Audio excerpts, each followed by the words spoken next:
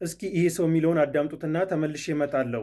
ጾምህን እየጾምክ ሶላት የማትሰግድ ከሆነ ወላሂ ብትበላ ይሻልሃል። ወላሂ ብላ። ለምን አይቻልም? ተቀባይነት የለውም። አሁን ወንድም ኢሳም ዘው ብለህ የተናገርከው ነገር የዑለሞች ኢኽቲላፍ ያለበት ነው።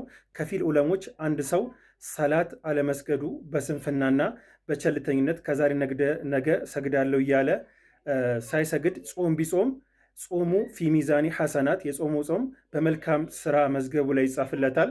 አለመስገዱ ደግሞ ወንጀል ስለሆነ ፊ ሚዛኒ ሰያት በወንጀሉ መዝገብ ላይ የሚያያዝ ይሆናል።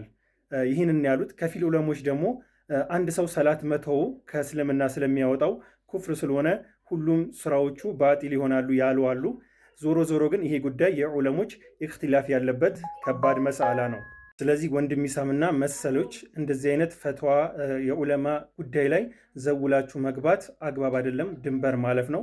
መጀመሪያ ፈሳድ ከሚሰሩ ሰዎች ስርስር ማለታችሁን አቁሙ።